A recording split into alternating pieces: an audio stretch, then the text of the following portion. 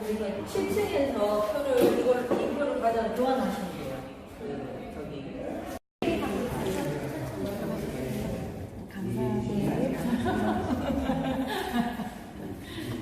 많이 오셨나요? 네.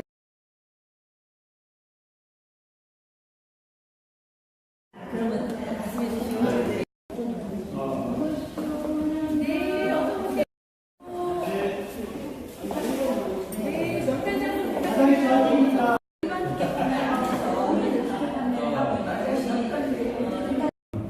이런 식으로 표현했었습니다, 당시에. 우리나라 경제가 지금 어려운데, 특히 이제 반도체는 우리나라의 핵심 산업 중에 하나이고, 그래서 반도체 산업을 좀 어렵게 해가지고, 우리 경제를 맞춰가지고 그래가지고, 불확실성이라든가 어렵게 좀 만들어가지고, 그러다 보면 이제 우리 국민들이 불안해하겠죠. 국민들이 불안하면은 결국 이제 좀 분열이 생길 수 있고요. 정부가 도대체 어떻게 했길래 이런 이 지경까지 왔느냐, 뭐 이런 식의 왈가왈부하는 논란들이 생길 수도 있고요. 그래서 궁극적으로는 한국의 친일 정권을 만들려고 하는 의도가 있다. 문재인 정부를 약화시키고, 그러면서 제가 말미에 우리 사회 내부만 단결하면 그가 완성하는 길이다. 이런 이제 표현을 했어요. 했더니만은 당시에 김호준 씨가 경제학자가 왜 정치적인 해석을 하냐고 그러더라고요. 네, 그렇게 이제 해석하게 된 배경은 경제학자로서 경제적인 측면을 이렇게 해석할 도저히 해석이 경제적인 측면은 납득이 안 가는 위치더라고요. 그래서 이제 그렇게 그리고 나서 일주일 후에 좀 시간이 넉넉한 다스웨이 다른 프로그램에 나가가지고 팟캐스트 김원준 씨가 오는 팟캐스트 나가가지고 좀 못다한 얘기를 좀 추가하면서 말미에 이제 또 그런 얘기를 했습니다. 이번에 일본의 경제 침략이 우리 내부만 단결하게 되면은 굉장히 우리한테 하나의 우리 사회한테 중요한 의미를 던져주는 계기가 된다는 제가 아베한테 세 가지 점에서 굉장히 고맙다. 이제 이런 얘기를 했습니다. 하나는 뭐냐면은 일본과 이제 경제 전쟁을 하면서 일본이 늘었던 것은 아까 얘기했듯이 내부 분열입니다. 내부 분열이고요. 그리고 이걸 단기간 내에 그러니까 승부를 칠 수 있다고 판단한 것도 바로 거기에 있었고, 내부 분열을 누렸습니다. 내부 분열을 누린다는 얘기는 결국 내부에서 이제 반대 목소리들이 정부를 공격하는 목소리들이 많이 나오게 될 수밖에 없다는 걸 전제로 하는 것이고요. 그래서 제가 뭐 방송, MBC, 백분트레 이런 데서 그런 표현을 썼지만은 일본의 극우 세력들 내부 문건을 보게 되면요, 한국에 일본의 그러니까 협력자들이 있다는 표현을 씁니다. 협력자라는 걸 써요. 사용을 해요. 공식적으로요. 그러니까 뭐 우리식으로 가게 되면 뭐 친일파들이죠. 토착의 구하는 친일파들인데, 그래서 아베한테 고마운 건 뭐냐면은 우리 사회 속에서 이 친일파나 토착의 구를 커밍아웃 시켜서 고맙다. 이거 구별 이제 커밍아웃 시켜서 고맙다. 첫 번째는. 그리고 이제 우리가 들으러 이제 식민지 경험을 겪은 나라들에 대한 우리가 학문적인 연구를 하시는 분들이 저기 하는 얘기가 우리가 외환위기 겪고 나서 외환위기에 대한 트라우마가 상당히 오래 가잖아요. 그런 것처럼 식민지라는 것은 사실 외환위기가 더 큰 상처잖아요. 그래서 식민지 경험을 갖게 되면 마찬가지 트라우마가 오래 남습니다. 근데 그 트라우마를 학자들은 되게 세 가지로 얘기를 합니다. 정치적인 트라우마. 정치적인 트라우마라는 것은 일종의 식민지라는 것은 종속성인데요. 종속성인데 정치적인 종속성이 상당히 오랜 기간 지속된다. 식민지 시기에 우리나라 같은 경우 특히 식민지 역사가 제대로 청산이 안 되다 보니까 식민지 시기에 잘 먹고 잘 살던 사람들이 계속해서 기득권층을 형성하면서 그들이 그러니까 정치적으로 우리 사회 속에서 그러니까 하나의 주축을 형성하면서 정치적인 종속성을 상당히 오랫동안 지속시킨다. 뭐 이런 측면이 하나가 있고요. 두 번째는 경제적 기술적으로 종속성. 식민지를 지배하다 보면은 식민지 국가를 수탈해가지고 자신들의 경제적인 이익을 뽑아가기 때문에 아무래도 식민지 지배에도 불구하고 제국주의 국가하고 식민지 국가 간의 경제적 기술적인 중도성이 형성될 수밖에 없습니다. 그게 하루아침에 이렇게 해소가 되지 않습니다. 그리고 이제 세 번째로 가장 중요한 것은 의식의 식민지성입니다. 의식의 중도성입니다. 그리고 열등감이라든가 사회주의 이런 것들이요. 근데 이 세 가지를 저는 이게 언제나 이게 단계적으로 해소될 것인가 이렇게 생각을 했는데 평상시에 이번 계기로 동시에 해결할 수 있는 기회를 제공해 주셔서 굉장히 아베한테 고맙다 이런 얘기를 했습니다. 이런 얘기를 하고 그다음에 이제 8월 중순 넘어가면서 한일 군사정보보호협정 종료를 이제 정부에서 선언을 하면서 제가 이제 아베한테 또 하나 고마운 게 생겼다.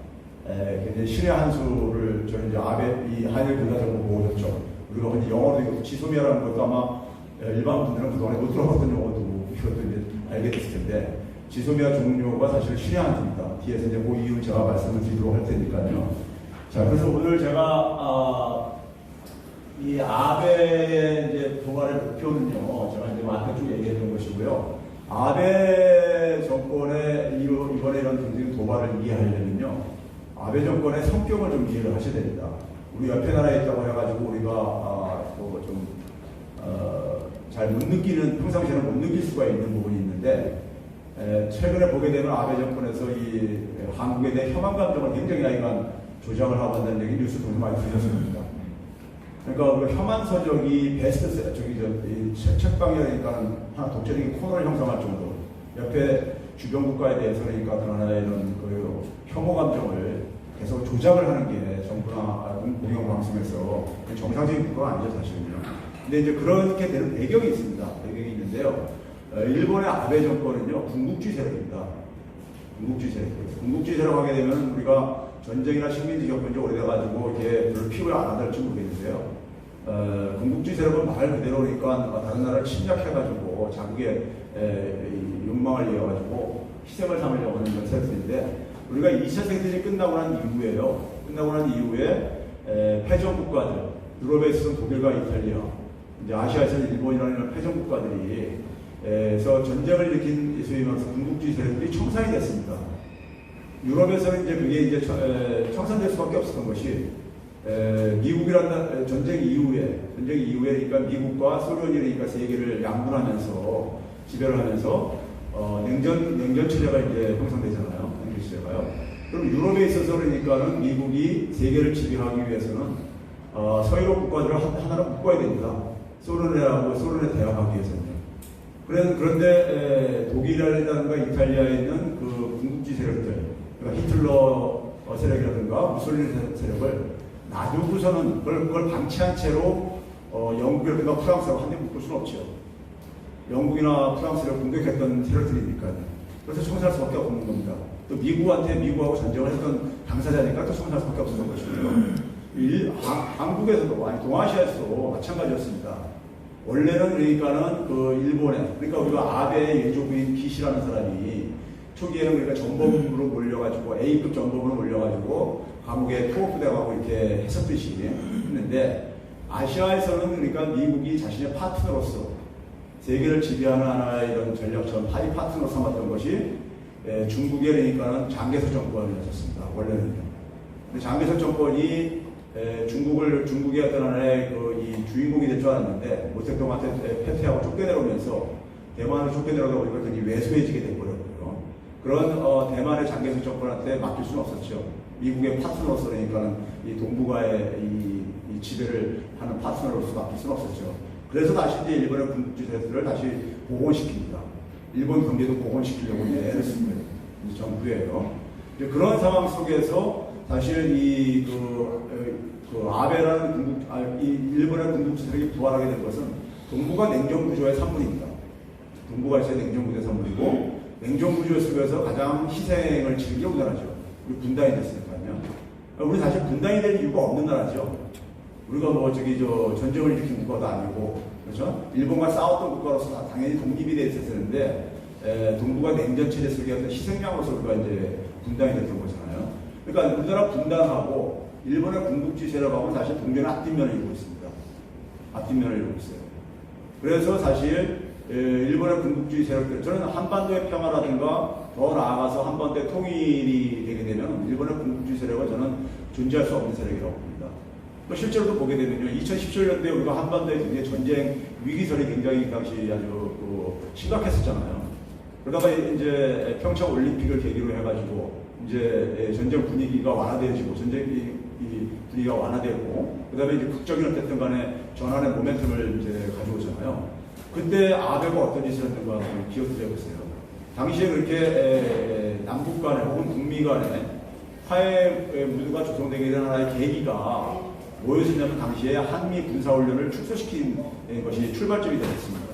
그걸로 인해 가지고 북한한테 북한의 대화회장으로 나올 수 있는 명분을 줬던 것이고, 그래서 당시에 아베가 평창올림픽에 와가지고 문재인 대통령한테 한미 군사훈련 규모 축소시키지 말라고 대놓고 와서 요구했었습니다. 근데 그걸 문재인 대통령이 단칼에 거절을 했죠. 이건 우리나라의 주권의 문제다 하면서요. 그리고 그 이후에도 그러니까 북미 정상회담 이런 거 할 때마다 트럼프한테 계속해서 매달리면서 북미 정상회담에서 어깃장을 놓고 방해하려고 했었죠. 하고 하면서, 그러니까 그 얘기는 결국은 뭐냐면 일본의 군국주의 세력하고 한반도에 그러니까 이 평화무도하고는 같이 양립하기 힘든 것 같다는 이런 측면이 있습니다. 실제로 보게 되면요. 그리고 나서 되게 한반도 문제는 되게 우리가 동북아시아의 문제이고 국제 문제이다 보니까는 소위 육자회담이라는 틀 가지고 우리가 되게 접근을 해왔었잖아요. 근데 지난해부터 한번 그 육자 국가들 한번 봐보세요. 북한이 러시아까지 끌어들였는데 일본만 강 건너 불구경하는 시대로 전락돼 버렸었습니다. 일본은 존재가 안 보였잖아요. 그 이유가 한반도에 남북이 주도를 해가지고 평화 분위기가 조성되게 되면요, 일본은 그렇게 될 수밖에 없어요. 왜? 일본은 분단의 책임국가거든요. 핵심 책임국가거든요. 그렇죠? 그러다 보니까 일본은 자유롭게 소외될 수밖에 없어요. 특히 군국주의 세력들은요. 이제 그런 점에서 이제 그러니까는 일본과 우리나라의 분단 체제라, 일본의 군국주의하고 일본 모두를 얘기하는 거 아닙니까? 일본에도 양심적인 세력이 있고 정상적인 사고를 갖고 있는 사람들이 있으니까요. 네? 근데 이제 일본의 아베 같은 군국주의 세력을 얘기하는 겁니다. 그들하고 우리 분단 체제하고는 그러니까 하나의 쌍세가 저는 이렇게 봅니다. 그래서 분단 체제가 붕괴될수록 일본의 군국주의도 그러니까 와해될 수밖에 없다는 그런 측면을 갖고 있고요. 그래서 이제 이 목표는 뒤에서 설명하는 데서 나올 것 같고요. 그래서 제가 이제 아까 앞에서 얘기했듯이요. 우리 사회 속에서 사실 최근에 벌어졌던 조국 장관 사태를 보게 되면요, 젊은 사람들이 20대들이 특히 이제 그러니까 우리 사회에 대해서 갖고 있는 하나의 큰 불만 중에 하나가 이 불공정하다는 겁니다. 불공정, 그리고 특혜 뭐 이런 것들이요, 반칙 이런 것들이죠.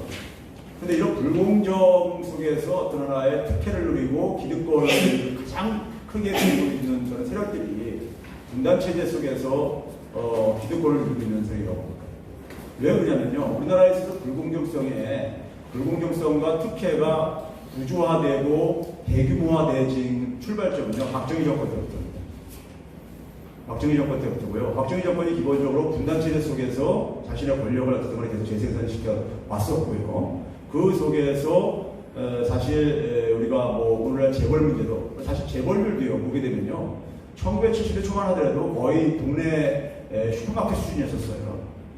근데 이제 70년 중반부터 이제 아주 그냥 되게 커지는데, 그때 이제 저희가 정경유착을 통해서 이제 쭉 커왔던 거 잘들 아시는 얘기잖아요. 그러니까 그랬을 때 이제 우리 사회 속에서 불공정과 특혜, 그러니까 뿌리는 결국 뭐냐면 이 민주주의가 억압되어지면서 생겼던 문제들은요, 민주주의의 불충분한 문제예요.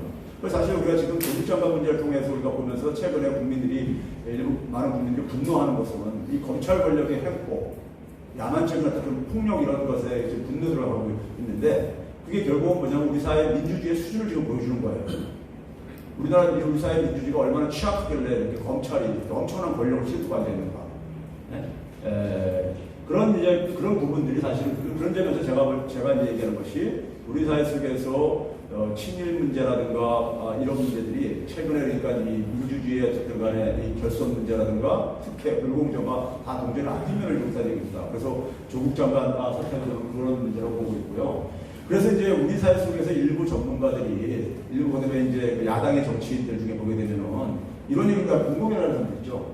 친일이 뭐 어떠냐. 이런 얘기가 공공을 했던 사람도 있어요. 카이스트 이병규 같은 사람은 뭐 친일은 당연한 거 아니냐. 저런 사람들의 논리가 뭐냐면요, 이런 겁니다. 우리가 해방된 지가 벌써 몇십 년이 지났고, 그다음에 국교도 수립을 해가지고 서로가 교류를 하고 있는데, 민간교류도 하고 있는데, 언제까지 그러니까 뭐 옛날 반일 뭐 이런 걸 떠들고 앉아있겠냐. 그런데 우리 사회 속에서 친일이라는 거하고, 우리 사회 속에서 친캐나다라든가, 친영국이라든가, 이렇게 친프랑스 얘기하는 거는 완전히 어감이 다르죠. 우리 사회에서도 친일, 그러니까 일본하고 교류해야 하기 때문에 친하게 지내야 된다는 거하고 캐나다라고 우리가 친하게 지내야 된다든가 이런 감정은 굉장히 어감이 좀 틀리죠. 우리 사회에서 있는 친이라는 것은 대부분 국민들한테는요 어떤 감정이냐면 매국노입니다. 매국노라는 이런 의미로 갖고 있죠. 근데 우리가 캐나다나 영국이나 프랑스한테 우리가 무슨 뭐 매국노를 건축하고 친하게 지낸다고 해가지고 매국노라고 얘기는 않잖아요. 그러면은 그 얘기가 왜 그러냐면요. 이때 친일이라는 것은 일본의 그 양심적이고 일반적인 그러니까 상식을 가지고 있는 일본 국민들하고 친하게 지내지 말자는 게 아니라 이 군국주의 세력들한테 일본의 군국주의 세력에 대한 우리가 반일 감정인 것이죠. 우리한테 식민지 지배를 한 것을 가지고 그것이 그러니까 합법적이고 정당했다고 여전히 거하면서 사죄와 반성도 안 하는 그런 세력들에 대해서 우리가 지금 친일이 문제가 된다는 얘기잖아요. 그들과 친하게 지내는 것이요. 그렇죠? 그런 점에서 그러니까 이 사람들이 국내 이런 그 친일이 어떠냐고 하는 사람들이 되게 보게 되면요. 분단체 속에서 굉장히 기득권을 잃는 사람입니다. 그리고 이번에도 보게 되면은 조국 장관 문제 가지고 조국 사퇴하라고 이렇게 교수들이 추천한 게 이제 편말들고 나와서 기자회견을 할 때 보게 되면요. 조국 장관 사퇴하라고 하는데 거기에 편말을 보게 되면은 반일 조작하지 말라. 문재인 정부 이런 식의 편말을 들고 나와가지고 저기 기자회견 나와가지고 조국 장관 사퇴하고 그 사람들이 볼 때 그거 같은 맥락으로 보는 거예요. 그러니까. 같은 맥락인 겁니다. 그래서 우리가 그 의미를 제가 뒤에서 말씀드리도록 할게요. 그래서 이제 이 친일 문제라는 것이 이제 그래서 그런 얘기고요. 제가 이제 이 방송을 이렇게 하고 나서 일반 방송에서 이제 그러니까 뭐 MBC 100분 토론이나 시간 토론에서 이제 토론을 하면서 반대편에 있는 사람들하고 논쟁을 하면서요. 궁극적으로 이 사람들이 하는 얘기가 그 얘기입니다. 문재인 정부가 굉장히 무책임하고 무능하다 이거예요. 뭐 이런 식으로 이제 그래요. 그래서 이 사태를 이 지경까지 이제 만들었다. 일본한테 보복당하도 이 지경까지 만들었는데 그 이제 논리에 보게 되면요. 한 서너 가지를 쭉 얘기를 합니다. 첫 번째는 뭐냐면은 대법원 판결을 그냥 그러니까 어떻게 나오려는 거 뻔히 예상된 건데 그걸 방치했다 이거예요. 그럼 제가 이런 얘기를 해요. 그럼 대법원 판결을 박근혜처럼 개입을 했어야 되느냐. 그럼 이제 그 다음에 이제 거기서 또 얼마 문제예요. 두 번째는 뭐냐면 대법원 판결이 지난해 10월달에 나왔는데 나오고 나서 일본이 거기에 대해서 그러니까는 보복을 하겠다는 메시지를 계속 던졌는데 아무런 대응도 안 하고 있다가 결국은 이 지경에 오게 됐다 이거예요. 그럼 제가 그래요. 일본이 보복하겠다는 거 정부도 알고 있었고 나도 알고 있었고 많은 사람들이 알고 있었다. 근데 문제는 뭐냐면은 반도체나 디스플레이 같은 이런 산업의 핵심 부품 소재로 보복이 올지를 정부뿐만 아니라 당신은 알았냐 내가 그래요. 왜 그러냐면요. 그런 얘기 한 사람도 없었거든요. 그걸 예측하더라고요. 왜 그걸 예측할 수 없었던 거냐면요. 그런 사업적인 판단이라든가 정치적인 문제를 가지고 경제적인 보복을 하는 것은 WTO 규정에 위반되게 돼 있어요. WTO 규정에 위반되는 짓을 하느냐고는 상식적으로 생각을 안 할 수밖에 없었던 거죠. 그러니까 그러다 보니까 아무도 그런 식으로 보복하리라고 예상을 못했던 것이고, 그러다 보니까는 흔히 말해가지고 이번에 도발을 가지고 진주만 습격에다 비유하는 게 바로 그겁니다. 진주만 습격도 미국이 뒤통수를 친 거잖아요. 갑자기 그러니까. 저 일요일날 갑자기요. 미국이 그러니까 미리 예상을 해서 막았을 텐데 피해라 안 입고요. 이제 그런 식으로 이제 비유하는 이유가 거기에 있는 것이고요. 그다음에 이제 거기서 그렇게 반론을 하게 되면 그다음에 뭐라고 하냐면요. 이게 결국 이렇게 싸움이 이렇게 벌어졌으면 빨리 정부가 뭔가 조치를 취해야 되는데, 무책임하게 그냥 국산화해야 되는데 국산화는 이게 장기적인 대책이지, 이 시간이 꽤 오래 걸리는 대책이지. 지금 발등에 불이 떨어지는데 지금 그러니까 두 손 놓고 국민들이 그러니까 불매운동하는 것에 그러니까 거기 같이 편승해가지고 이거 이런 식이에요. 정부가 공식적으로 불매운동하라고 국민들을 부채진 적은 한 번도 없죠. 근데 이 불매운동하는 걸 하도록 이렇게 이 방치하고 앉아있다 이거예요. 그러면서 이제 국민들이 불매하는 것도 굉장히 감정적인 대응이라고 이렇게 하고 앉아있고, 그러면서 이제 정부가 이제 그러니까 아무 조치를 안 하고 있다는 거예요. 근데 제가 그래요. 그럼 무슨 조치를 하라는 얘기냐? 빨리 저 대화를 하고 얘기적으로 풀어야 될 게 아니냐 이거예요. 왜 그러냐면은 일본하고 한국이 지금 경제전쟁을 하게 되면은 이건 어른과 애와 싸움이기 때문에 일방적으로 깨질 수밖에 없다 이거예요. 이런 식의 논리예요. 그러니까 결국 힘의 논리를 가지고 우리가 처참하게 패배할 수밖에 없기 때문에 결국은 그 피해가 이 대규모로 일어나기 전에 그러니까 결국은 빨리 외교적으로 풀라는데, 외교적으로 풀라고 하는 데 가서 외교적으로 어떻게 풀라는 얘기냐 그러니까 일본 정부의 요구를 어느 정도 수용할 수밖에 없다 이런 식으로 얘기해요. 일본 정부가 요구 수용하라는 그 지점에 가게 되면요 어떤 문제가 이제 생기냐면 이런 겁니다.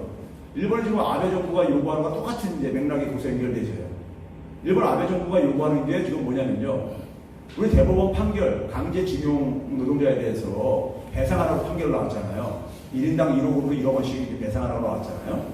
그거를 일본의 아베 정부는 뭐냐면은 우리 정부로 해결하라는 겁니다. 우리 정부로요. 그러면 이제 우리 정부가 사실 아무런 대응도 안 한 것도 아니셨죠.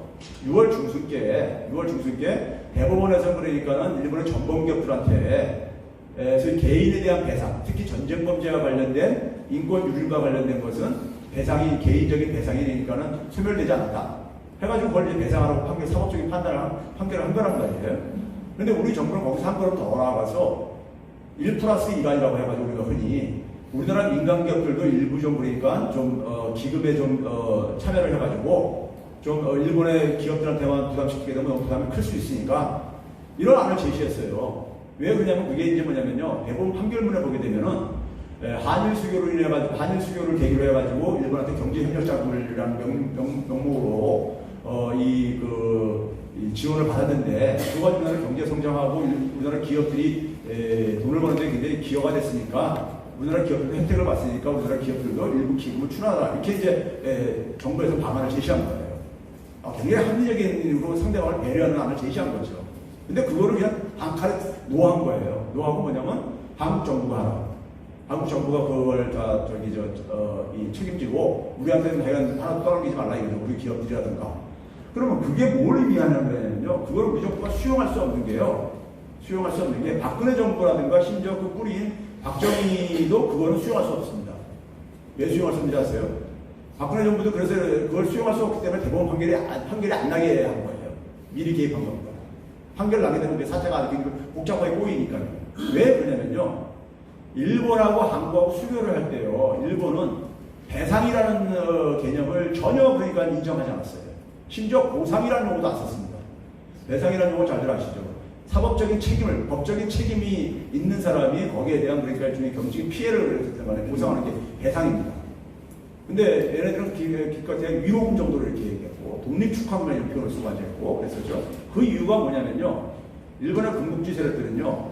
전후의 일본의 군국주의 세력들은 뭐냐면 기본적으로 조선에 대한 그러니까 식민지 지배는 합법적이고 정당했다고 하는 거예요. 쉽게 얘기해서 이거죠. 뭐 을사오적이라든가 이런 사람들이 황제문 협박에서 어떻게 했든 간에 도장 찍어가지고 국가를 헌납해 우리한테 바쳤다 이거예요. 그래서 우리는 합법적인 거라 이거예요. 이런 식으로 논리니까 합법적이고 정당한 거였다 이거예요. 근데 그런데 왜 우리가 거기에 대해서 무슨 배상을 하냐 이거예요. 국가 통치 차원에서 이루어진 거예요. 정부의 어쨌든 간에 통치 차원에서 이루어진 거라 이거예요. 그러니까요. 이런 사고를 가지고 있는 집단들입니다. 근데 우리 정부가 그걸 받아들일 수 없는 이유가 뭐냐면요. 그거 받아들이는 순간에 헌법에 위반되게 됩니다. 우리나라 헌법을 보게 되면요. 헌법에 전문이라는 게 있죠. 1조 시작하게 있는 전문이요. 전문을 보게 되면요. 뭐 길지 않은 저거지만은 그 맨 첫 줄에 나오는 것 중에 하나가 뭐냐면요. 우리나라 정부는 그러니까는 대한민국 임시정부의 법통을 계승한다고 돼 있어요. 대한민국 임시정부의 법통을, 법적인 정통성을 거기다 둔 거죠. 대한민국 임시정부를요. 뿌리를요. 그걸 계승한다고 돼 있어요. 근데 일본이 우리를 지배가 합법적이라는 것을 수용하는 순간에 임시정부는 뭐가 되는 겁니까? 이건 반국가단체예요. 그렇잖아요. 정부 독립을 찾겠다고 하는 거니까는 이게 합법적으로 지배를 하고 있는데 그 헌법에 위반되는 겁니다. 그걸 하는 순간에. 거기다 우리나라 독립운동하셨던 분들은 테러리스트가 되는 거예요. 그렇잖아요. 합법적으로 지배하는 나라에 거기에 대해서 공격하고 앉아있고 그러는 거니까요. 이걸 우리 국민들이 어떻게 받아들입니까? 일단 헌법적으로도 받아들일 수 없는 부분이고, 그래서 박근혜도 대법원 판결에 개입해가지고 판결 안 나게 했던 이유가 거기에 있습니다. 그 부분을 받아들이는 거는 힘들기 때문에, 이 헌법 위반 논란이 생길 수 있기 때문에. 그럼 그런 상황 속에서, 그런 판결 속에서 우리 국민들이 불매운동을 이제 시작을 하면서요. 제가 볼 때는 이런 거예요. 불매운동이라는 것이